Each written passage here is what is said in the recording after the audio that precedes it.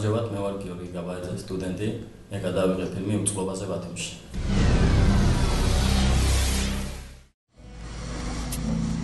საში როცა შევდივარ, ჩემი ერთ-ერთი ძირითადი კითხვა ასეთია. წყალი მოდის? თუ გინდა რომ აბაზანა მიიღო ან ჭურჭელი გარეცხო, ცხოვრება წყლის გრაფიკს უნდა მოვარჯო. რატომ? იმიტომ რომ ბათუმის წყალი დღეში მხოლოდ რამდენიმე საათით გვათბის წყალს. რა თქმა უნდა საუკეთესო შემთხვევაში. რატომ ვფიქრობ მე, 18 წლის ახალგაზრდა წყალზე? იმიტომ რომ როცა ჩემი სამზარეულო სონკანში ეწვით ფასი სითხე არ მოედინება, ხელით ვათრევ წყლიცავს ეჭურჭელს მეოთხე სართულზე.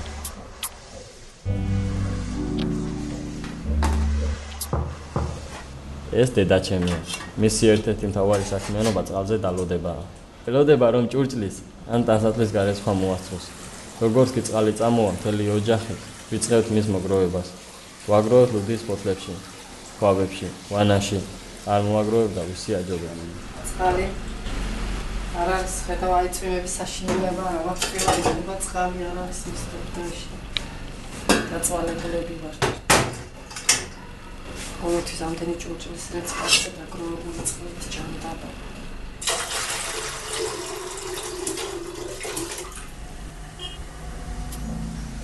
ფიქრობ 21 საუკუნის ბათუმის ამ პრობლემაზე ცოტა მეც მეხუმრა, მაგრამ არ გამომდის.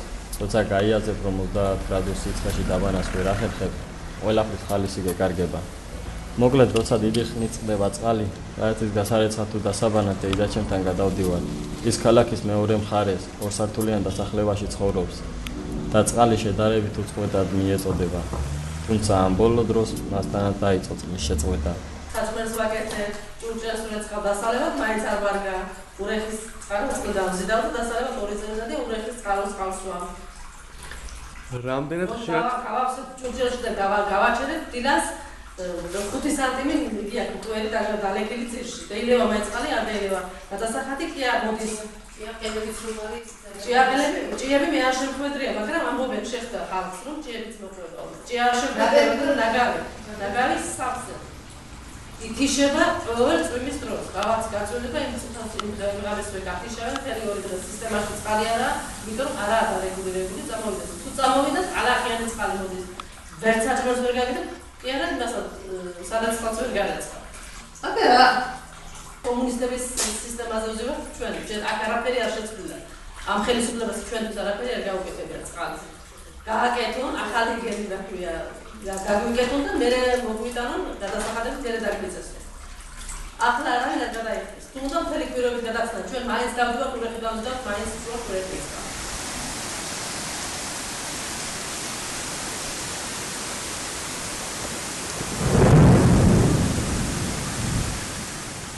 როგორც თქვი, წყალს ძირითადად გრაფიკით გვაწვდიან.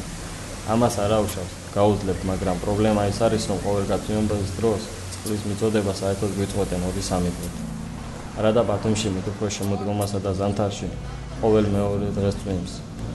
მე მაგალითად ხიარული ადამიანი ვარ და ვცდილობ ეს ამბავი იუმორით გადავიტანო, მაგრამ ზოგიერთი ამის გამო მართლა ძალიან ბრაზობს.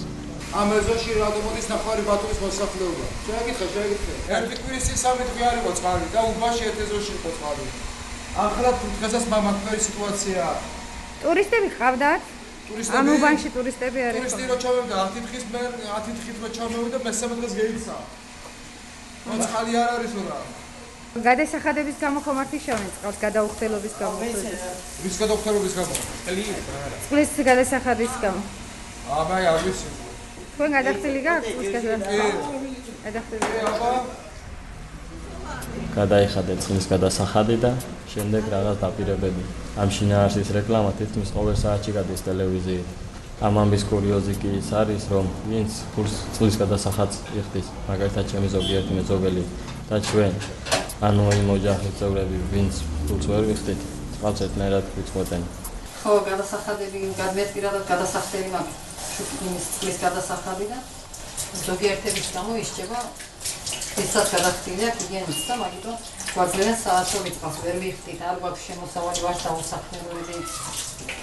სტუდენტები ყავს ორი აგენს გადასახადი, მაქვს გადასახდები და მანდელი არ რჩება რომ წყალზე შუქზე გადავიხადოთ შუქის გადასახადს.